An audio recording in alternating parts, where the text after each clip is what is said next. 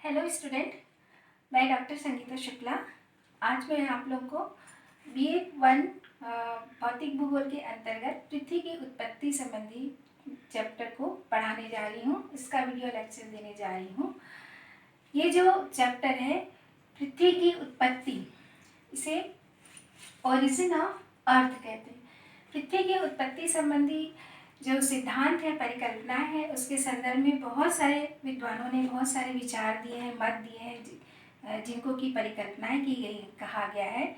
तो पृथ्वी की उत्पत्ति संबंधी परिकल्पनाओं के बारे में विभिन्न वैज्ञानिकों में काफ़ी मतभेद है। हिंदू पुराणिक ग्रंथों में भी, विभिन्न धर्मों में भी पृथ्वी के संबंध में बहुत सारी बातें बताई गई हैं, लेकिन वो वैज्ञानिक तर्कों से मेल नहीं खाते हैं। तो हमारा जो खगोल विज्ञान है, जिसे हम की एस्ट्रोनॉमी कहते हैं, तो खगोल विज्ञान के अनुसार पृथ्वी एक ग्रह है, पृथ्वी को एक प्लैनेट माना गया है और इसकी उत्पत्ति सौर मंडल से हुई है। तो हम भूगोल वाले भी पढ़ते हैं, तो पृथ्वी की उत्पत्ति सौर मंडल से मानी गई है या हुई है। तो इसकी उत्पत्ति को पढ़ने से पहले मैं आप लोग को थोड़ा सा बताना चाहूँगी कि सौर मंडल की उत्पत्ति कैसे हुई, अर्थात सौर मंडल कैसे बना। तो सौर मंडल की उत्पत्ति के संदर्भ में यह माना जाता है कि लगभग आज से 4-5 अरब वर्ष पूर्व हमारा जो अंतरिक्ष है, ब्रह्मांड है, जिसे कि हम आकाश गंगा गैलेक्सी कहते हैं, इस अंतरिक्ष और ब्रह्मांड में अनेकों सूर्य, तारे, ग्रह, नक्षत्र, सौर मंडल स्थित हैं। तो जब सौर मंडल की उत्पत्ति के संदर्भ में हम पढ़ रहे हैं, तो मैं बताना चाहूँगी कि आज से 4-5 अरब वर्ष पूर्व अंतरिक्ष में एक बहुत विशालकाय तारा मौजूद था। ये जो विशालकाय तारा जो था, वास्तव में बादलों का या गैसों का एक पुंज था, गैस ही था। फिर धीरे धीरे आकर्षण शक्ति के कारण इस तारे के आसपास कुछ कण जो है इसके केंद्र की ओर आने लगे। कुछ कण जब इस तारे के केंद्र की ओर आने लगे, तो फिर धीरे धीरे बाद में इसमें थोड़ी सी तापमान में वृद्धि हुई और तापमान में वृद्धि होने के कारण ये परिभ्रमण करने लगे। और इसके बाद क्या हुआ कि परिभ्रमण करने के बाद इसमें उष्णता, ताप में वृद्धि हुई। ताप में वृद्धि के परिभ्रमण करते हुए ये इसके आसपास के कण जो है वो समूह के रूप में आने लगे। फिर कालांतर में समय बीतता गया और ये माना गया कि एक बहुत बड़ा विस्फोट हुआ और उस विस्फोट से सूर्य का जन्म हुआ, ऐसा माना जाता है। सूर्य के जन्म के पश्चात जो है उस ब्रह्मांड में सूर्य के आसपास के जो गैस के कण थे, जो बादलों के कण थे और अंतरिक्ष में जो घूमते हुए उल्का पिंड वगैरह थे, वो धीरे धीरे गुरुत्वाकर्षण के कारण परस्पर जुड़ने लगे। परस्पर जुड़ने के बाद धीरे धीरे वो संगठित हुए। संगठित होने के बाद वो घनीभूत हुए और घनीभूत होने के बाद उस जो है छोटे बड़े गोलों के रूप में वो बनने लगे। यही छोटे बड़े गोले जो थे, उनसे ग्रह और उपग्रह की रचना हुई और बाद में इन्हीं ग्रह, उपग्रह, तारे, नक्षत्र, पिंडों के द्वारा सौर मंडल की उत्पत्ति हुई। तो इस तरह से बच्चों सौर मंडल की उत्पत्ति ब्रह्मांड में, अंतरिक्ष में हुई। अब चूंकि पृथ्वी भी इसी में से हमारी एक ग्रह है, तो पृथ्वी की उत्पत्ति के संदर्भ में भी बहुत सारी परिकल्पनाएं विभिन्न विद्वानों ने बताई हैं, जिसको कि मैंने यहाँ पर पूरा लिखा हुआ है और इन्हीं का डिटेल में मैं आपको इसकी व्याख्या करने जाऊँगी। अभी मैं इसको एक्सप्लेन करूँगी। तो पृथ्वी की उत्पत्ति संबंधी जो वैज्ञानिकों के बहुत सारे विचार हैं, मत हैं, परिकल्पना है। परिकल्पना मतलब हाइपोथेसिस है, उनकी मान्यता है कि पृथ्वी की उत्पत्ति इस प्रकार से हुई। तो ये जो परिकल्पना है बच्चों, इसको सबसे पहले 2 वर्गों में रखा जाता है। 2 वर्गों में इसलिए रखा जाता है कि पहला कहलाता है एक तारक परिकल्पना। एक तारक परिकल्पना मोनिस्टिक हाइपोथेसिस कहलाती है। एक तारक परिकल्पना का अर्थ है कि इसमें पृथ्वी की उत्पत्ति सौर मंडल के एक तारे से हुई है। सौर मंडल के एक तारे से हुई, तो इसके समर्थक है कांट की गैसीय परिकल्पना, ये है।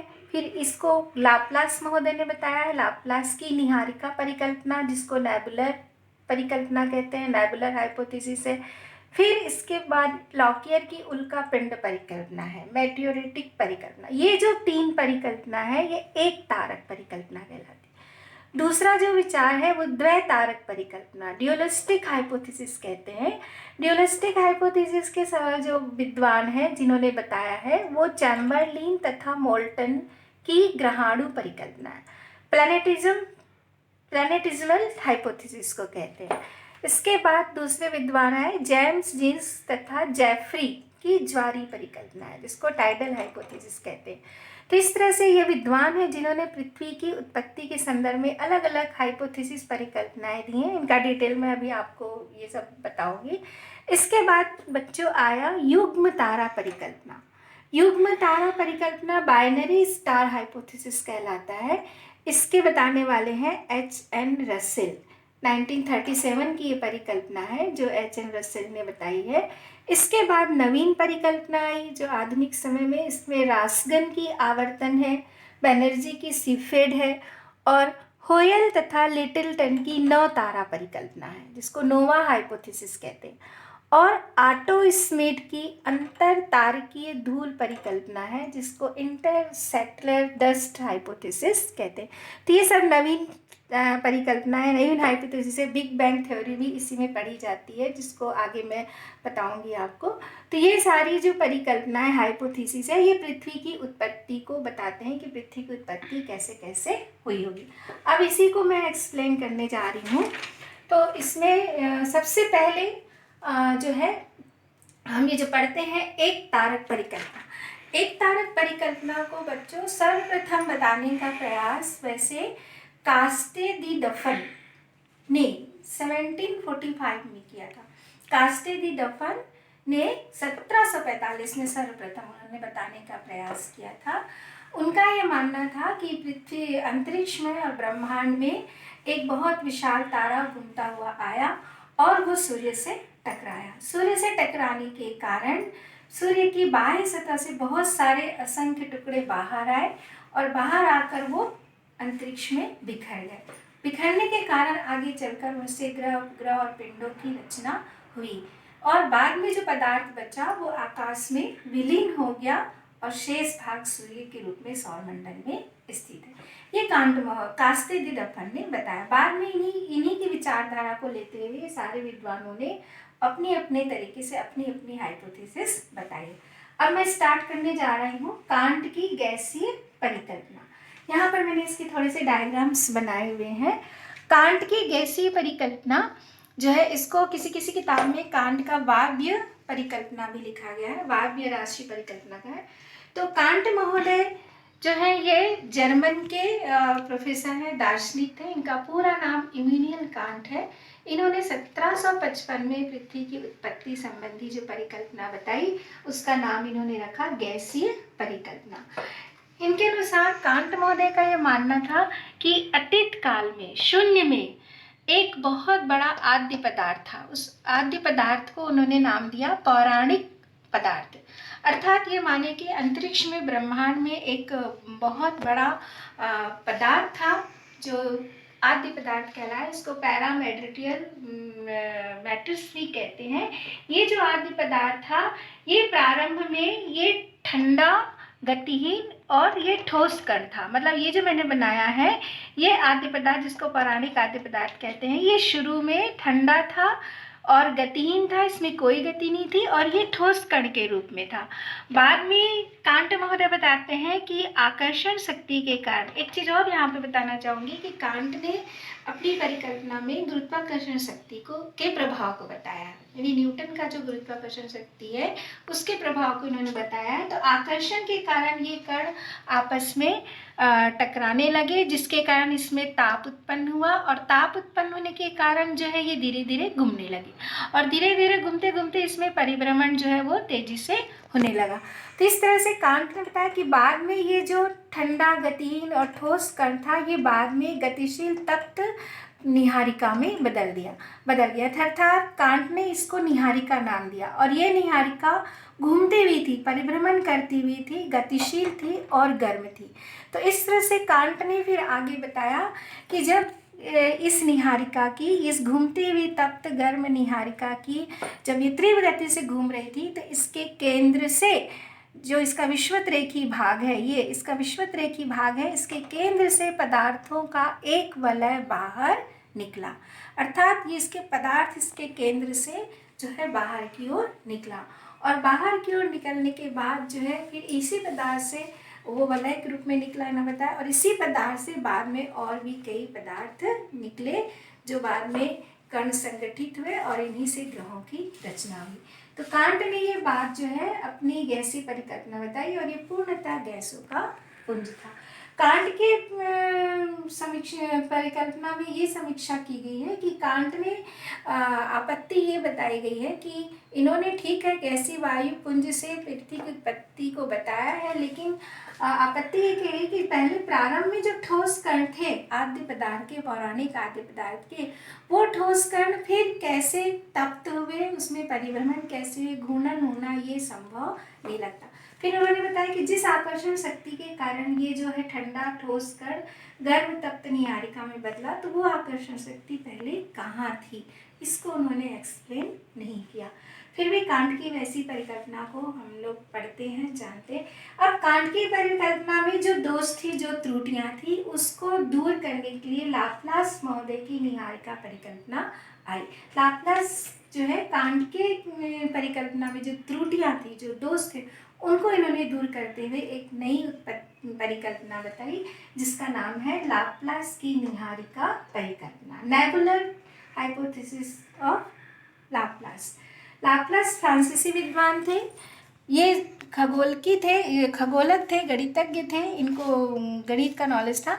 इन्होंने प्रारंभ से ही मान लिया कि अतीत काल में ब्रह्मांड में प्रारंभ से ही एक अत्यंत गर्म तप्त भ्रमणशील पदार्थ मौजूद था। मतलब कांट ने जिसको ठोस ठंडा कण कहा था, ठोस ठंडा पदार्थ बताया था, उसको लाप्लास ने प्रारंभ में ही मान लिया कि एक अत्यंत तप्त भ्रमणशील पदार्थ जो कि गैसीय पुंज था, एक महापिंड था, गैसों का एक महापिंड था जिसको गैसों का पुंज कहते हैं।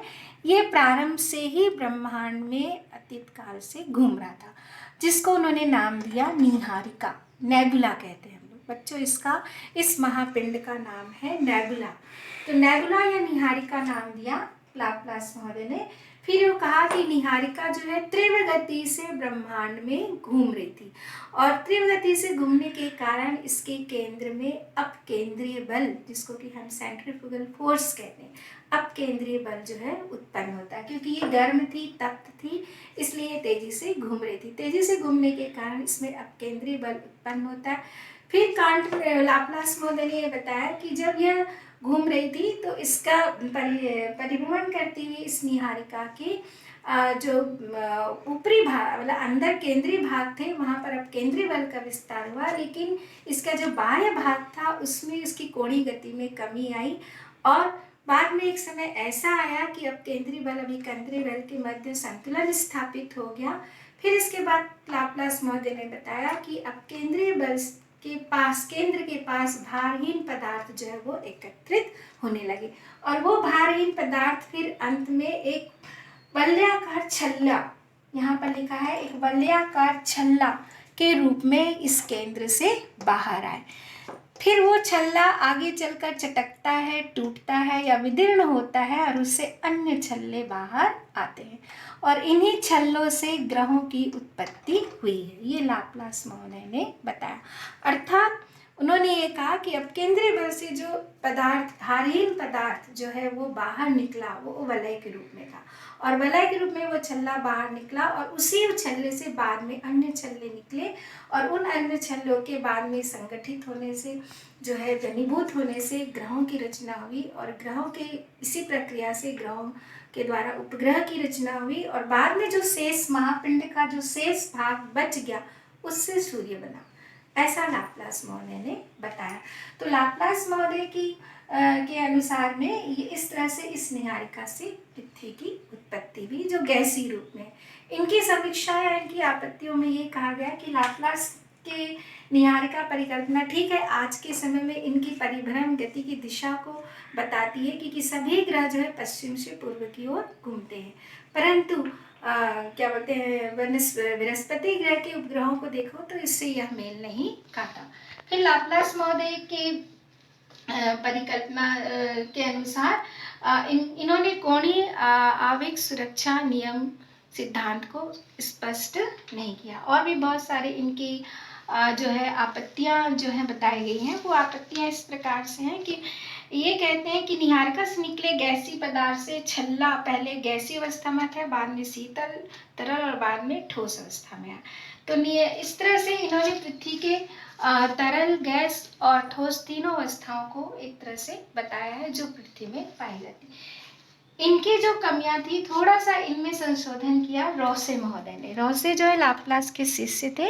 इन्होंने थोड़ा सा संशोधन किया लाप्लास की परिकल्पना में, और इन्होंने बताया कि ये जो निहारिका थी, ये मध्यपिंड, इसकी आकृति तस्तरी नुमा थी। इस तरह से तस्तरी नुमा होकर ये निहारिका अंतरिक्ष में घूम रही थी। घूमते घूमते इससे एक छल्ला बाहर निकला, जिसको एक छल्ला या वलय जो है रिंग कहा जाता है। ये छल्ला बाहर निकला। इसके बाद कालांतर में आगे चलकर इससे दूसरा, तीसरा, चौथा, पांचवा, छठवां, सातवां, इस तरह से 9 छल्ले इस वलय से बाहर निकले और रॉसे के अनुसार जो है इस तरह से 9 ग्रहों की रचना इससे हुई है। तो 9 ग्रहों की रचना इस प्रकार से इनके अनुसार हुई है, और ये लाप्लास और रोसे की निहारिका परिवर्तन अनुसार पृथ्वी जो है गैसीय अवस्था में मानी जाती है। अब इसके बाद में आपको बताने जा रही हूँ ग्रहाणु परिकल्पना। ग्रहाणु परिकल्पना जो है ये चैम्बरलिन और मोल्टन की परिकल्पना। मोल्टन महोदय जो है ये संयुक्त राज्य अमेरिका के विद्वान है, और ये जो है भूवैज्ञानिक थे। इन्होंने 1901 में इस परिकल्पना को बताया, और चैम्बरलिन महोदय जो है 1904 में। पर दोनों के इस तरह से इस परिकल्पना को दोनों के नाम से जानते हैं, चैम्बरलिन और मोल्टन की ग्रहाणु परिकल्पना के नाम से जाना जाता है। चैम्बरलिन और मोल्टन की ग्रहाणु परिकल्पना जो है, इसके अनुसार, इस परिकल्पना के अनुसार ये मान्यता है कि